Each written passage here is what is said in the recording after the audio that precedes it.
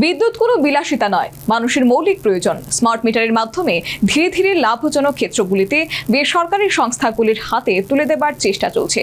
সাংবাদিক বৈঠক করে দাবি করলেন প্রাক্তন বিদ্যুৎ মন্ত্রী মানিক দে। গ্রাহকের বাড়িতে স্মার্ট মিটার বসানোর পর যদি মিটারের সমস্যা দেখা দেয়, অতিরিক্ত বিল আসে, মিটার সংক্রান্ত কোনো ত্রুটি হয় কিংবা মিটার পরিবর্তনের প্রয়োজন হয়, তাহলে তার দায়িত্ব কার? বিদ্যুৎ নিগমের, সরকারের নাকি বেসরকারি সংস্থার?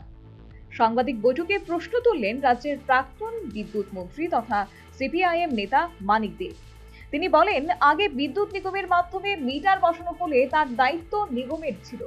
মিটারে কোনো সমস্যা হলে গ্রাহক নিগমের কাছে অভিযোগ জানাতে পারতেন এবং নিগমই তার সমাধান করত।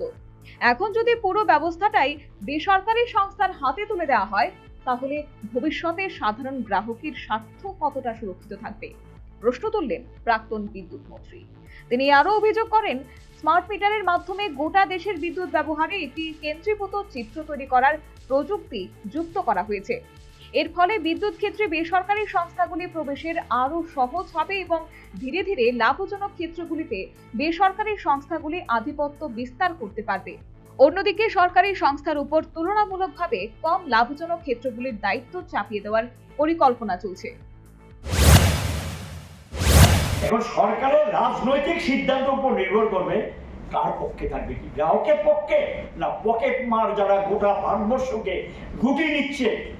গোটা ভারতবর্ষের বিদ্যুৎ ক্ষেত্র যেটা একটা লাভজনক ক্ষেত্র ছিল, এনটিপিসি লাভজনক উৎপাদন ক্ষেত্র, এনএসপিসি লাভজনক, পাওয়ার গ্রিড কর্পোরেশন লাভজনক, এবং তার সঙ্গে এই নিপকো নর্থ ইস্টের লাভজনক, দামোদর ভ্যালি কর্পোরেশন লাভজনক, স্টেট গভর্নমেন্টের অনেক প্রজেক্ট আছে লাভজনক, এবং এগুলিকে ধীরে ধীরে বেসরকারি প্লেয়ারদের তুলে দিচ্ছে তাদের বাণিজ্য করার জন্য আজকে এই সমস্ত পদ্ধতিগুলো অবলম্বন করা।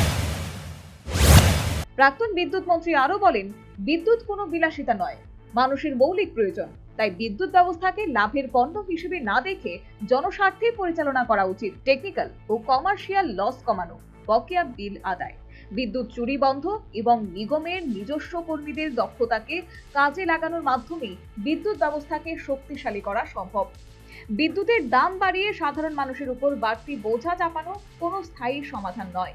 তিনি আরো বলেন, বাম আমলে বিশ্ব ব্যাংক এবং কেন্দ্রীয় সরকারের বিভিন্ন প্রকল্পের মাধ্যমে বিদ্যুৎ ব্যবস্থার উন্নয়নের উদ্যোগ নেওয়া হয়। প্রকল্পের অন্যতম শর্ত হিসেবে বিভিন্ন এলাকায় স্মার্ট মিটার বসানোর বিষয়টি সামনে আসে। প্রকল্পের শর্ত বিবেচনা করে পরীক্ষামূলকভাবে প্রায় 40 থেকে 50 হাজার স্মার্ট মিটার বসানোর সিদ্ধান্ত নেওয়া হয়। টেন্ডারের মাধ্যমে নির্বাচিত সংস্থা মিটার সরবরাহ করে এবং বিদ্যুৎ নিগমের ব্যবস্থাপনায় সেগুলি বসানো হয়। সেই সময় স্মার্ট মিটার নিয়ে গ্রাহকদের মধ্যে বড় ধরনের অভিযোগ বা অসন্তোষ তৈরি হয়েছিল বলে আমার জানা নেই। কিন্তু এখন নিগমের হাতে কিছুই নেই, সবটাই বেসরকারি হাতে তুলে দিয়েছে কেন্দ্র ও রাজ্য সরকার। Bureau report, news vanguard.